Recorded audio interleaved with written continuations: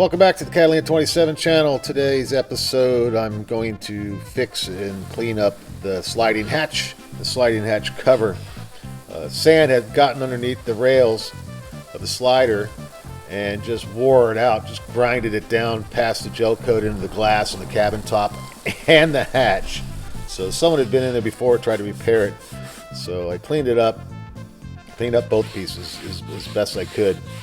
And as you can see here, the gel coat on the sliding hatch cover wasn't put on very thick, so it just wore away on the bottom of the gel coat, or the non-skid, not the tops. And here's the rail, the top side of the rail. You can see here, someone has re-glassed that. I don't know if it was abused or it got dropped or what, but I'll have to inspect and fix that. And there's the bottom part where you can see the sand is just grinded right through it. So I have to level that all out. And it's not flat, it's flat, but it's canted a little bit because the cabin top is curved. So I have to sand that all down. 80 grit sandpaper, wiped it up with some acetone, mixed up some G-Flex epoxy, and I highly recommend you buy the West System stir stick. It's a square on one side, rounded on the other, tapered on both ends. Really makes this kind of work a lot easier. So I cut out a small piece of pretty lightweight fiberglass and wetted out the piece. And then what had happened to the music? What are you guys doing? Come on! Great. Okay, so thanks. So I wetted out the, what was I wetted out the fiberglass, let it go off overnight, came back the next day, trimmed off the excess as much as I could with the knife. It does cut, but yeah, it takes a little bit. So like I said before, that rail is not square to the hatch. It's actually on a bit of an angle because the cabin top is curved, and so is that piece there. It's kind of mated to it. So I sanded it down inside and out because the inside is very close to the cabin top, so you can't really have anything sticking out or it'll scrape on it. So I sanded it all down. I got to this point editing, and I thought I'd do a pop-up product review of some fillers. I had some filling work to do on the hull, and I needed to use a below the waterline filler fairing compound, and I bought this, and it works great. It's quite thick compared to some others, but the problem is it goes off in less than 3 minutes. It's 75 degrees, 77 degrees.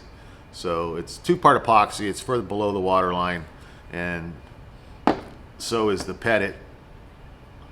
But it goes off too quickly to really be of any use to anybody who's not an absolute professional. You can just swap this stuff on there and spread it out really quick and efficiently.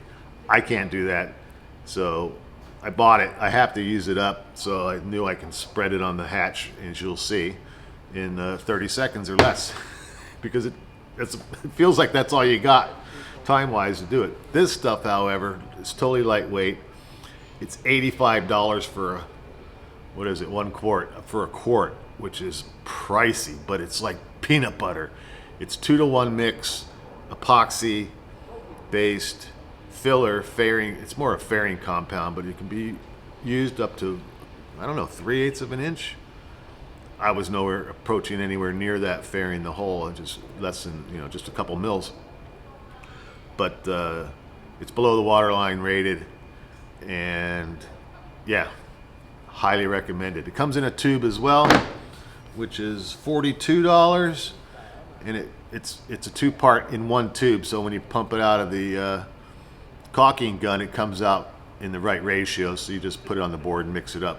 Apparently you don't use cardboard, a non-porous mixing board. But yeah, I just thought I'd let you know. Pettit, very good. 10 out of 10. Formula 27, 5 out of 10. It does what it says, it just goes off too quick to be of any use to an amateur who wants to fair a hole or anything that's got a shape to it. It doesn't sand as nearly as easy as the Pettit. So back to the video. After taking some measurements, I had about 5 mils to make up on the repair side. So I mixed up the filler, making sure the hardener wasn't all separated out. And with my trusty stir stick, I mixed it up quickly but thoroughly and applied the filler to the hatch. And about 10 minutes later, took a block of foam with some sandpaper, 80 grit sandpaper, and sanded it down, trying to keep that angle as best I could. As you can see, I went to the inside edge of the filler a little bit, but that's okay because I'm going to put a coat of G-Flex on it here, and that'll level it out a bit better and give it a really smooth surface for it to slide on. It's not exposed to sunlight down there, so I don't need to really do anything else. But I really wanted to put a fillet on the top edge of that rail to strengthen it up. It had a little bit of hairline cracks at the other end, so I just used my finger to put it on there and scraped off the excess, because again, the piece of wood that covers that is quite close, so you don't want anything sticking out. Plus it shows the top 3/4 of an inch is actually exposed, and that will show. So I just went carefully and just made the fillet as best I could. I put a fillet, Jesus, on both sides of the top rail after I did the bottoms and let that go off. Just a note, the green microfiber cloth leaves dye on the fiberglass when you use acetone on there, so I had to wipe it off with another rag that didn't bleed. Now let it dry for a few hours. It's time to sit back and watch some Vsauce YouTube. Hey, Vsauce, Michael here. If you threw every single human alive today into the Grand Canyon, we would not fill it up. We could make a pile about this big. That's it. That's all of us, all 7.159 billion of us in one place. A species portrait. It kind of puts humanity in perspective. And you. So does this. Every day you produce about 1 to 2 liters of spit. Then I had the harebrained idea. I was going to put some Pledge floor gloss on there. It's acrylic. I know it doesn't yellow in the sun. It used to be called Future Floor Finish, and it ticks all the boxes. It's non-skid. It's durable.